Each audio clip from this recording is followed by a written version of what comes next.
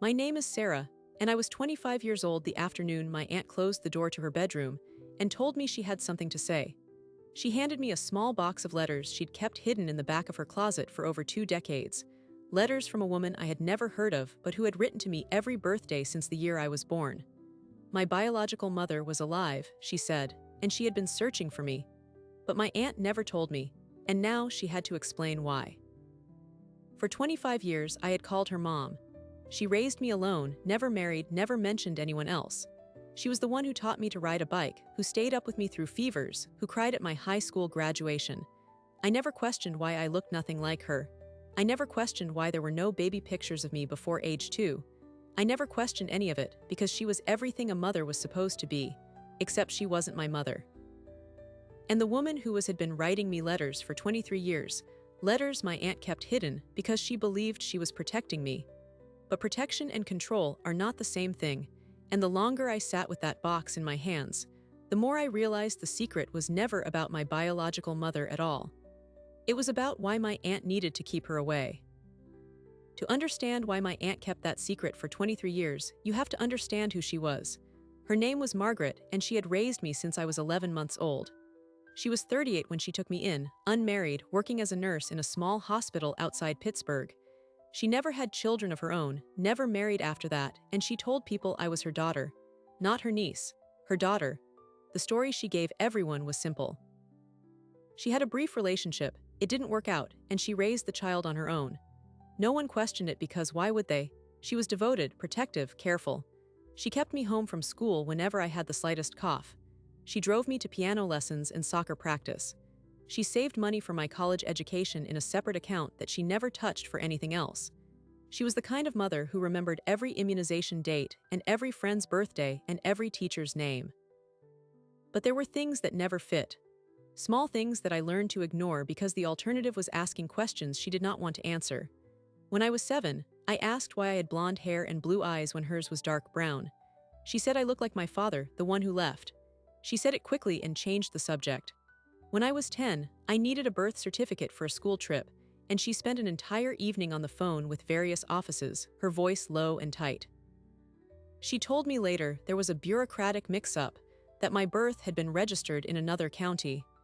I didn't think anything of it at the time. When I was 14, I asked about my father's side of the family. She said there was no one worth knowing. She said it with such finality that I stopped asking. The message was clear. The past was a locked room, and the key was not mine to hold. The first crack came when I was 19, home for winter break. I was looking for an old photo album in the back of her closet and found a shoebox instead. Inside were letters, maybe 20 of them, all in the same handwriting. They were addressed to me, every single one. The postmark spanned years from a city in Ohio. I opened one, the most recent, dated about 6 months earlier. It began, "My dearest Sarah, I hope someday you will read this. I think of you every day. I have never stopped loving you." I didn't finish it. My aunt walked in and saw the box in my hands. Her face went white. She snatched the letters from me and said they were nothing, old mail that belonged to someone else, that I had no right to go through her things. I had never seen her afraid before. That was what scared me most. Not the letters themselves, but the fear in her eyes. I let it go. I was 19 and still living in her house, and still believing that if I pushed too hard, I would lose the only parent I had ever known. So I pretended I believed her explanation. But I never forgot that handwriting. I never forgot the word dearest. 6 years passed. I finished college, moved to Philadelphia, started working in marketing. I visited her twice a year. She called every Sunday. We talked about my job, her garden, the weather. We never talked about my real father or my real mother or the box I had found. The silence had become a habit so deep it felt like peace. Then came the afternoon I turned 25. I had driven home for the weekend to celebrate with her. We had dinner at her favorite Italian restaurant, and she seemed lighter than usual, almost cheerful. Afterward, we sat in her living room with coffee, and she said she had something she needed to tell me. She said it like a confession. She said my name and then stopped. She looked at the floor. She told me she had loved me from the moment she held me, that I was the best thing that ever happened to her. She said she had done what she thought was right, every step of the way. Then she went to the closet and brought out the same shoebox I had found 6 years earlier.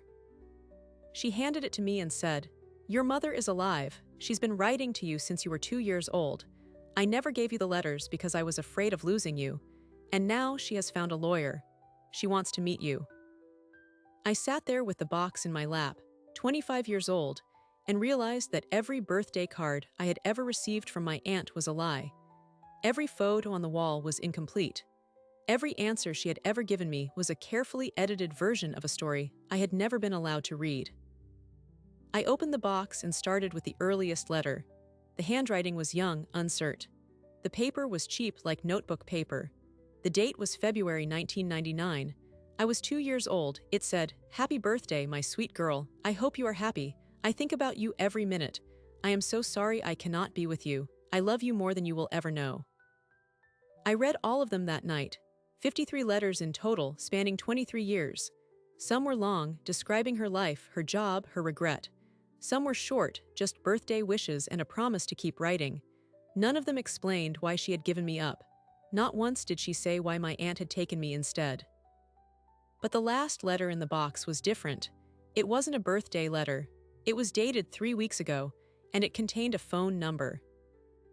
I stared at that phone number for 3 days before I worked up the courage to dial it. 3 days of holding the paper, putting it down, picking it up again. I told no one, not my friends, not my boyfriend, not my aunt, who watched me with the nervous vigilance of someone waiting for a verdict. On the third night, after midnight, I walked out onto the fire escape of my Philadelphia apartment and pressed call. The woman who answered sounded younger than I expected. Hesitant but not afraid. She said hello like she had been waiting for that call for a very long time. I told her who I was. There was silence on her end, then a sound I recognized as crying, the kind that is more breath than noise. She said my name twice, like she was testing whether it was real. Then she said, "I have wanted to hear your voice since you were 11 months old." We talked for 4 hours. Her name was Laura. She was 48 years old. She worked as a librarian in a small town in Ohio. She had never married. She had no other children. She told me she had given birth to me when she was 23, that she was not ready, that her parents had convinced her it was better to let her older sister raise me until she got on her feet.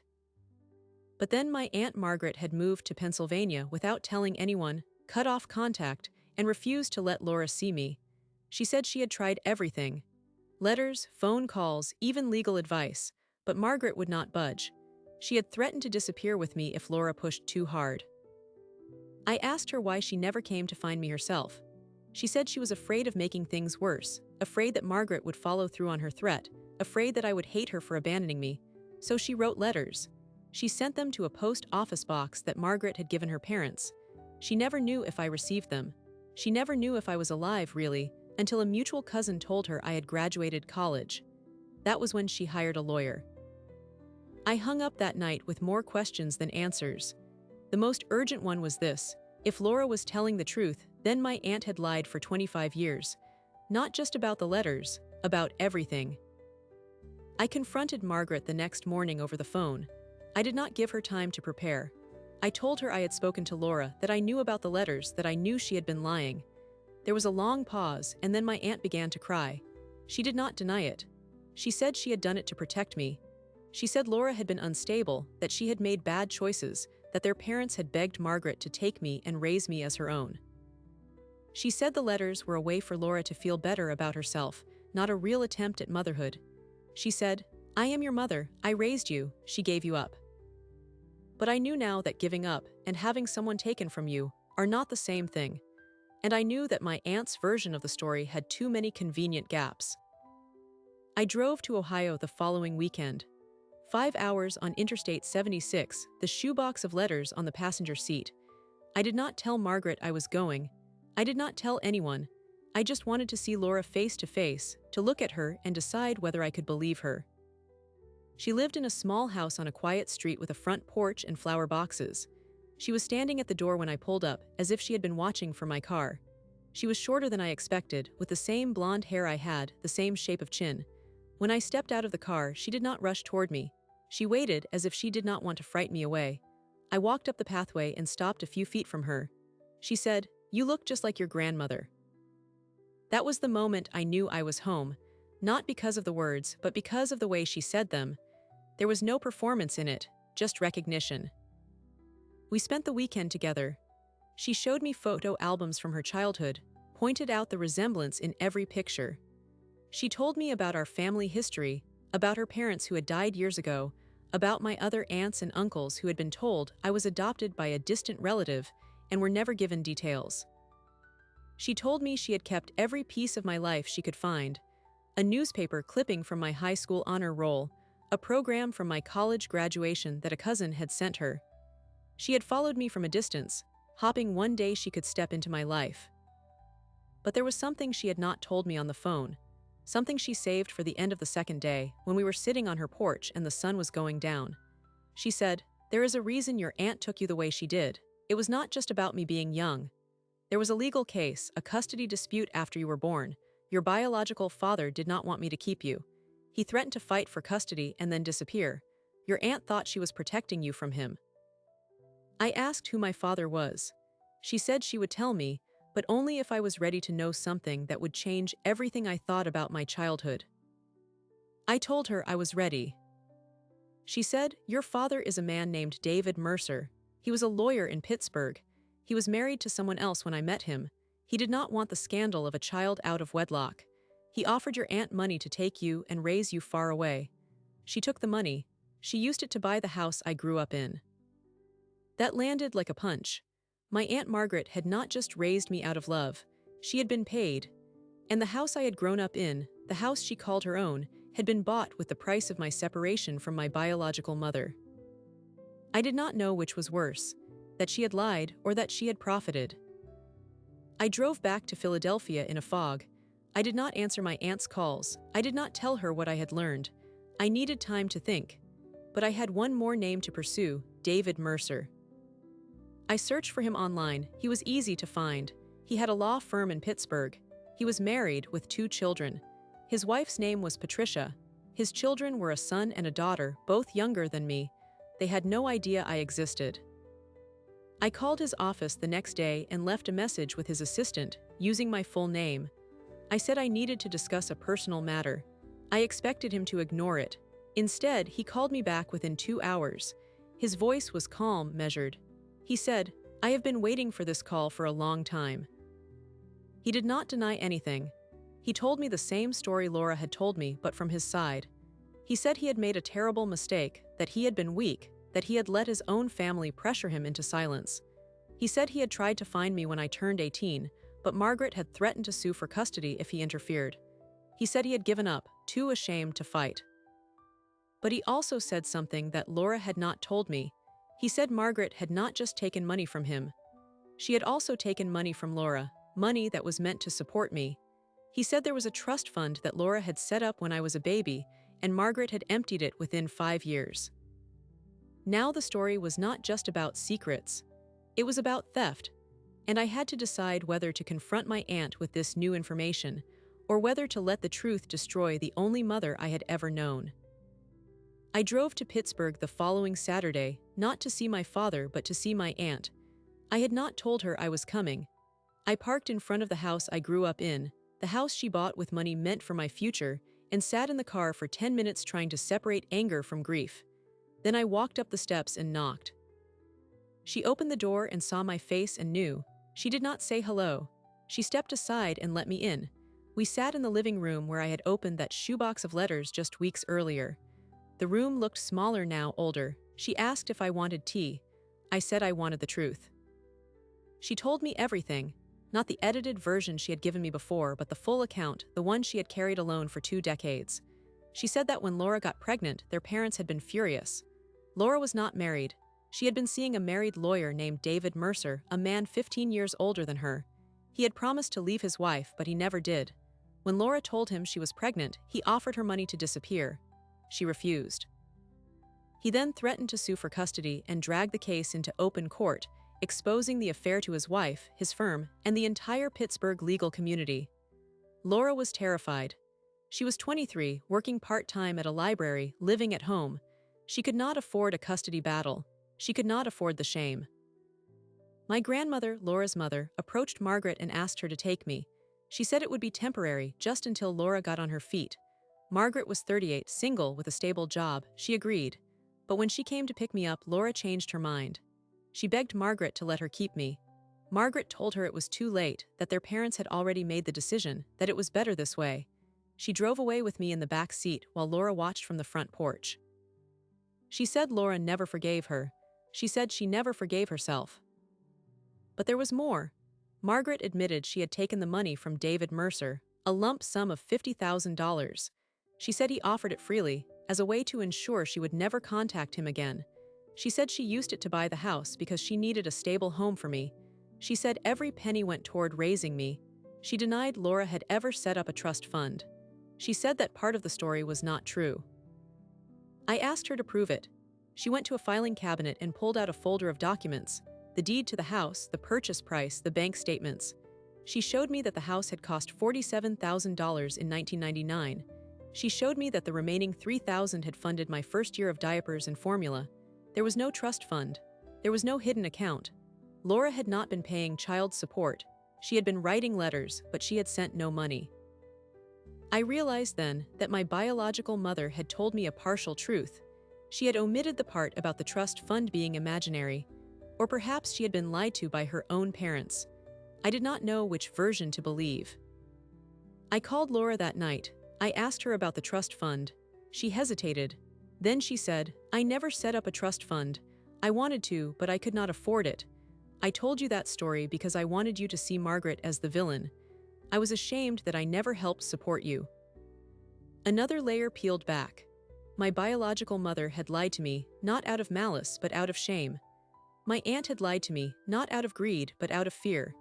And my biological father had told me his version, suggesting the trust fund was real, which meant he had also been misinformed or lying.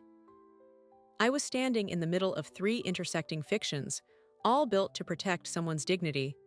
And I was the only person who could see all three versions at once. David Mercer called me the next week. He said he had heard from Laura that I had confronted Margaret. He said he wanted to meet me in person to tell me his side completely. I agreed. We met at a coffee shop in Pittsburgh, neutral ground. He was older than I had imagined, in his early 60s, with gray hair and kind eyes. He did not look like a villain. He looked like a man who had spent 30 years carrying a weight he could not set down. He told me he had never stopped loving Laura. He said their affair was real, not just a casual encounter. He said he had wanted to leave his wife, but the timing was never right, the consequences too great. He said when Laura fell pregnant, he panicked. He offered money because he did not know what else to do.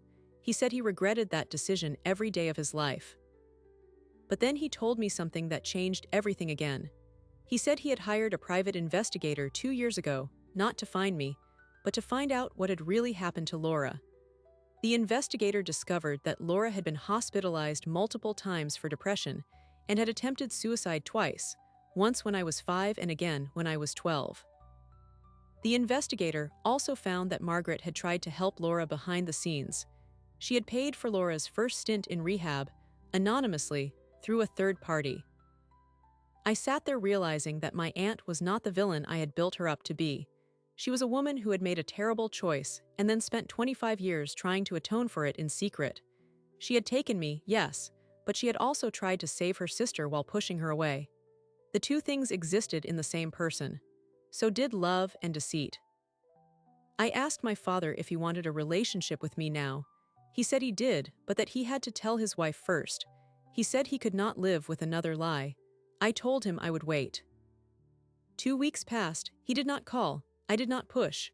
I focused on my job, my apartment, the letters I was now writing back to Laura. We exchanged emails almost every day. She told me about her life, her cats, the library where she worked. She asked me about my childhood, my memories. I told her the good parts, leaving out the pain. I was not ready to share that yet. Then Margaret called. She said she wanted to see me one more time to give me something.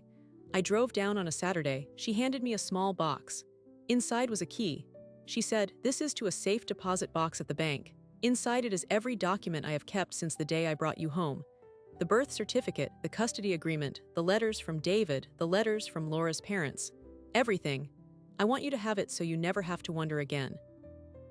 I am sorry I took so long to trust you with the truth." I took the key. I did not open the box that day. I put it in my glove compartment and drove home. But that night I lay awake thinking about the one person I had not yet considered, Laura's mother, my grandmother, who had died when I was 15. She had orchestrated the entire arrangement.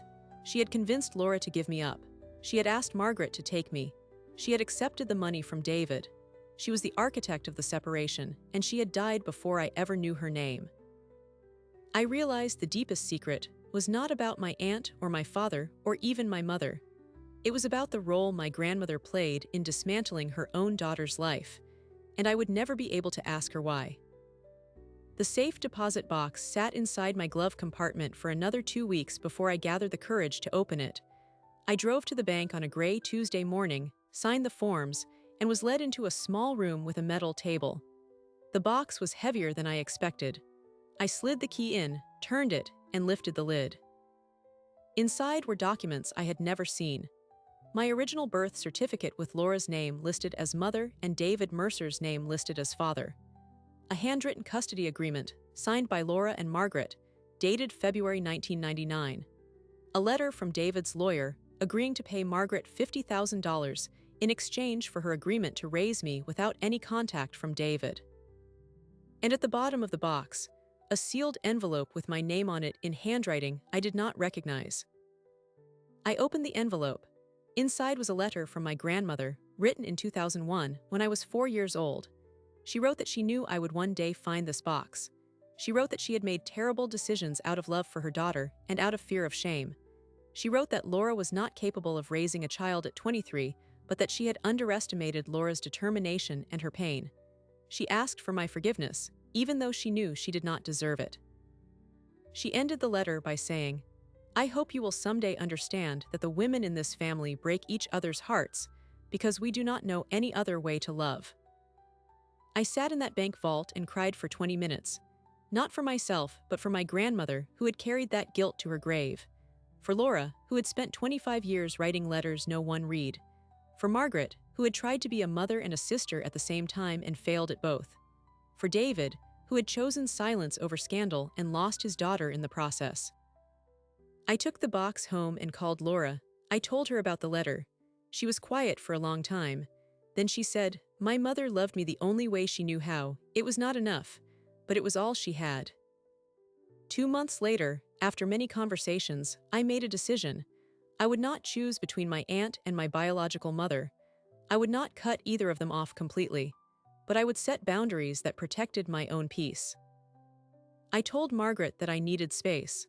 I told her I loved her for raising me, but that I could not pretend the deception had not happened. She accepted this with the quiet dignity of someone who had been expecting the worst. She said, "I will be here whenever you are ready. However much of you I get, I will be grateful for." I told Laura that I wanted to build a relationship with her, but that it would be slow. She said she understood.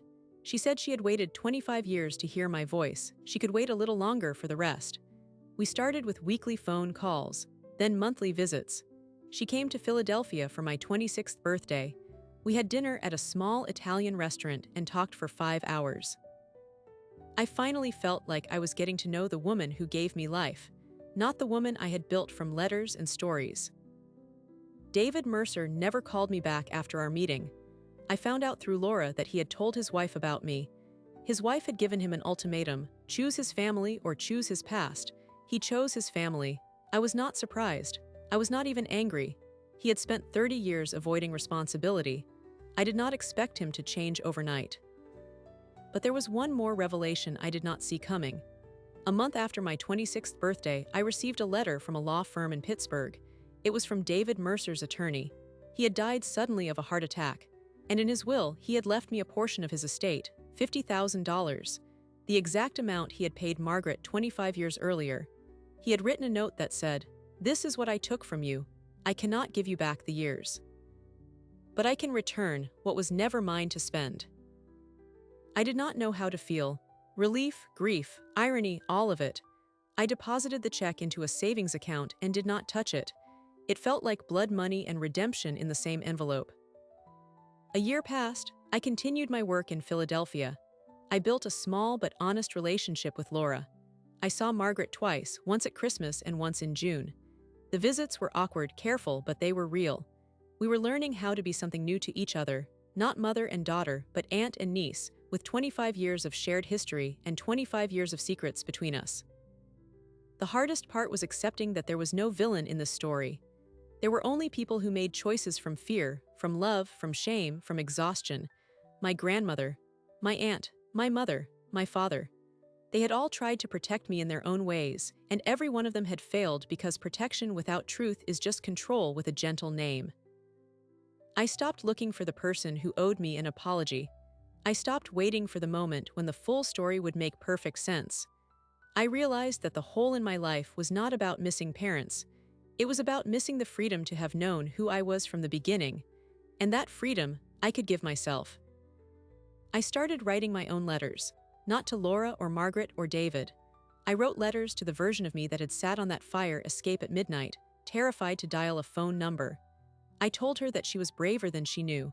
I told her that the truth would hurt, but it would also set her free. I told her that family is not made of blood or secrets or loyalty to people who hurt you. Family is made of people who are willing to be honest with you and stay anyway. I am still learning what that looks like. Some days I feel close to Laura. Some days I resent her for not fighting harder. Some days I miss Margaret with a physical ache. Some days I am furious at her for the letters she kept. I have learned to hold all of those feelings at the same time. That is what it means to love people who have broken you and healed you in equal measure.